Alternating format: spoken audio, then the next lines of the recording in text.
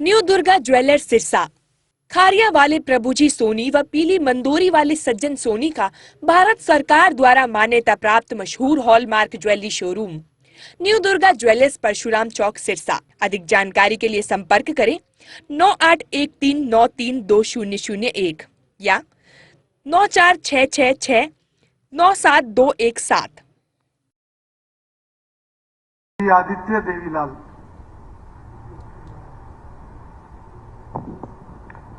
अध्यक्ष महोदय, सर्वप्रथम मैं आपका धन्यवाद करता हूं कि आपने माननीय राज्यपाल जी के अभिभाषण पे बोलने का मौका दिया। अभी इस सदन में प्रथम बार 40 सदन सदस्य के रूप में आए हैं, अपनी अपनी बात रख रहे हैं। हरियाणा की जो विशेषता रही है, दूध दही का खाना हमारा हरियाणा और किसानी खास तौर पे पूरे हिंदुस्तान में, भारत में हरियाणा और पंजाब दो ऐसे राज्य हैं जिनको खेती और किसानी से जोड़ के देखा जाता है। आज़ादी के बाद हिंदुस्तान की अर्थव्यवस्था में सबसे अहम अगर रोल किसी ने अदा किया तो हरियाणा और पंजाब के किसानों ने अदा किया। डेवलपमेंट पार्ट ऑफ प्रोसेस है, धीरे धीरे इंडस्ट्रियलाइजेशन हुई और किसानी जो है वो अर्थव्यवस्था के अंदर पिछड़ती गई, उनका रोल कम होता गया। विधायक बनने के बाद पहली दफा विधायक के रूप में अपने खुद के गांव की अनाज मंडी में धान की परचेज को लेके जब मैं वहां किसानों के बीच में पहुंचा तो मुझे बड़ी हैरानी हुई एक बात की कि जो सरकारी एजेंसियां खरीद पे लगी हुई थी, उन तमाम एजेंसियां जो कि सारी की सारी सरकार की अंग है, सरकार का पार्ट है, और जब सारी मशीनों को चेक किया गया उसी धान को लेके तो एक बड़े चौंकाने वाले आंकड़े सामने आए। और हैरानी इस बात की थी कि कभी भी सरकार का आपसी विभागों का तालमेल नहीं है और उस कारण किसान को लूटा जा रहा है, कहीं ना कहीं किसान को परेशान किया जा रहा है। अलग अलग वही धान अलग अलग मशीन में जब डाला गया तो मॉइस्चर का वेरिएशन 5 से 7% उन्हीं मशीनों में आया। उसके बाद जब मंडी से बाहर आए तो देखा किसान लाइन में लगे हुए हैं। गांव की बहन बेटियां डीएपी खाद के लिए लाइन में लगी हुई हैं। जिन बच्चों को कॉलेज में शिक्षा के लिए पढ़ने के लिए जाना था, जिन बच्चों को स्कूल में जाना है, वो बच्चे अपनी पढ़ाई छोड़ के, स्कूल छोड़ के खाद की लाइन में लगे हैं। जो बुजुर्ग पेंशन जिनको मिलती है, घर में आराम करना चाहिए, वो बुजुर्ग लाइन में लगे हुए हैं। और मैं जब अभिभाषण को देख रहा था और माननीय राज्यपाल जी पढ़ रहे थे तो सब अच्छी अच्छी चीजें इसमें लिखी गई, बोली गई। ऐसा प्रतीत हो रहा था कि कहीं ना कहीं सिर्फ एक आंकड़ों में हम खेल रहे हैं और अच्छी चीजों को पटल पे लाने का, दर्शाने का एक रोड मैप या एक पिक्चर जो है वो हम दिखाने की कोशिश कर रहे हैं। अखबारों के बयानों के माध्यम से देखें तो हर रोज ये कहा जाता था आज रैक लगेगा, डीएपी आएगी। मैं एक चीज जानना चाहता हूं कि ऐसा क्यों होता है कि जब भी सरकार का गठन होता है, पहले भी जब सरकार आपकी बनी उस टाइम भी शुरुआती दौर में डीएपी की दिक्कत आई और जब सारी चीज को देखा गया तो धीरे धीरे मामला समझ में आया कि कहीं ना कहीं बहुत बड़ा एक षड्यंत्र किसानों के साथ किसी बैकडोर के माध्यम से खेला जा रहा है कि डब्ल्यूटीओ की गाइडलाइन के हिसाब से धीरे धीरे फर्टिलाइजर को कम करने की जो साजिश है उसके तहत कहीं ना कहीं किसान को इस बात के लिए प्रताड़ित किया जा रहा है। एक तरफ सरकार कहती है किसान की आमदन दुगनी करेंगे और किसान की आमदन दुगनी करेंगे तो किसान तरक्की करेगा, गांव देहात में तरक्की होगी, इंफ्रास्ट्रक्चर बढ़ेगा, लोगों की जो जीविका है वो बढ़ेगी। लेकिन जब खाद बीज के लिए किसान लाइन में लगता है, उसको वो चीज़ें उपलब्ध समय पे नहीं हो पाती।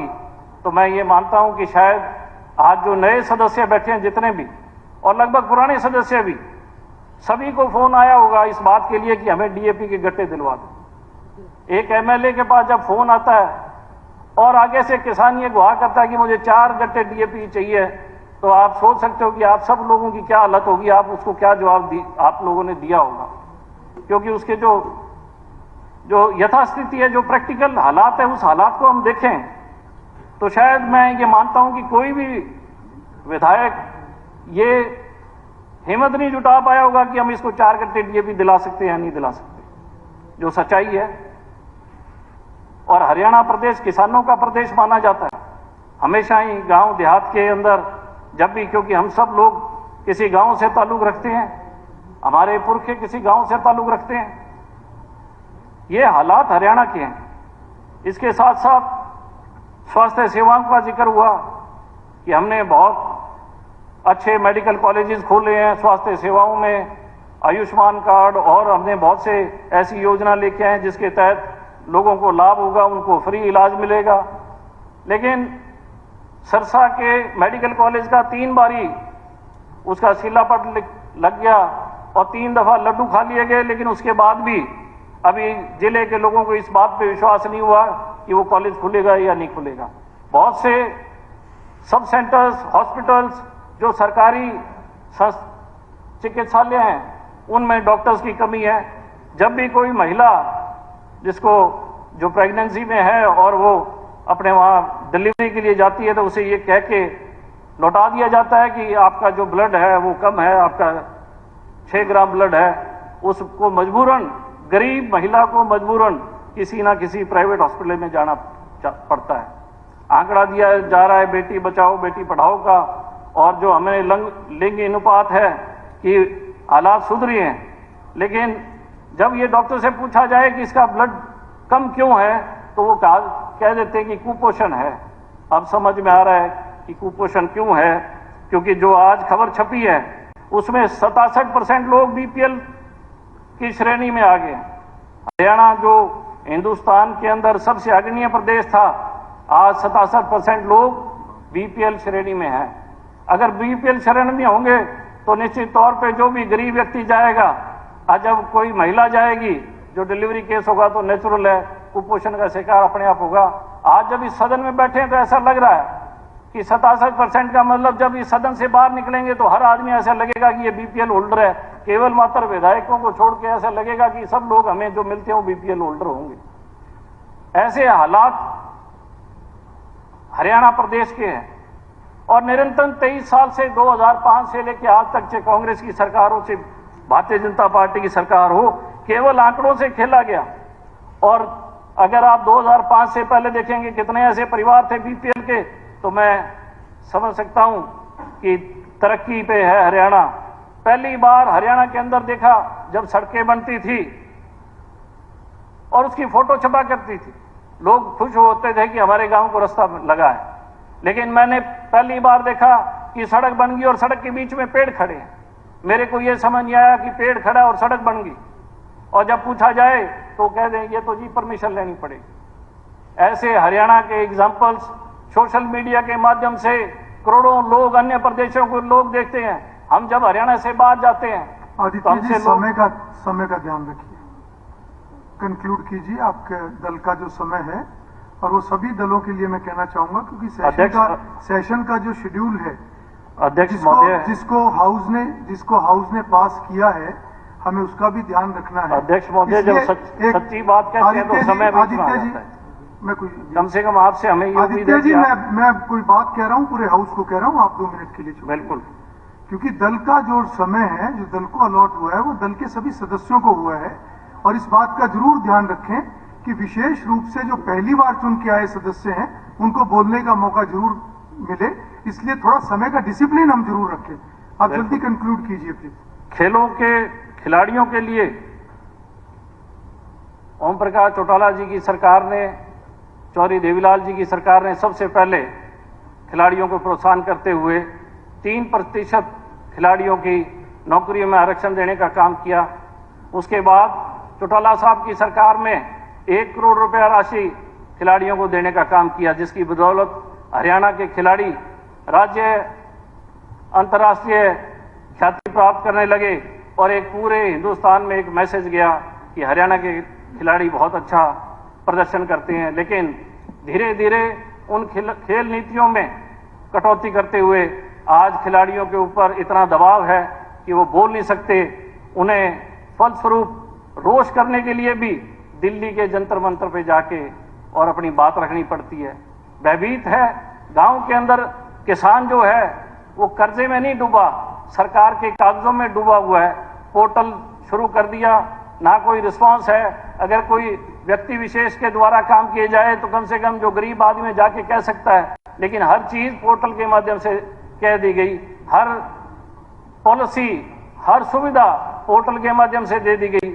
आज अगर पोर्टल तब कामयाब हो जब हमारे स्कूलों में मास्टर हो, बच्चे पढ़ लिख के शिक्षा ग्रहण करके हमारा शिक्षा का जो हरियाणा का लेवल है वो केरला से, अन्य राज्यों से ऊपर होना चाहिए। फिर तो मैं मानता हूं कि हमने जो व्यवस्थाएं पोर्टल की सरकार ने बनाई है वो बहुत अच्छी है। लेकिन सब चीजों के अंदर अगर देखें तो कहीं ना कहीं बहुत बड़ी खामियां हैं जिसको हमें दुरुस्त करना चाहिए। दूसरा, पूरे अभिभाषण के अंदर मैं देख रहा था कि हर जगह सरकार का बखान किया गया, हर जगह सरकार की बात कीजिए। आप लिख के अपना बस 1 मिनट ले रहा हूं। लेकिन केवल मात्र भ्रष्टाचार पे एक लाइन लिखी गई पैरा नंबर 6 में और कहीं पे भी किसी चीज का जिक्र नहीं किया गया। बहुत पिछले 5 सालों में हर क्षेत्र के अंदर, चाहे वो ग्रामीण कोई भी विकास कार्य हो, हर जगह भ्रष्टाचार हुआ है। कुलदीप वत्स, केवल सीएम आदित्य जी आप लिख के दे दीजिए, आपका सारा रिकॉर्ड में आ जाए। श्री कुलदीप वत्स। धन्यवाद स्पीकर साहब।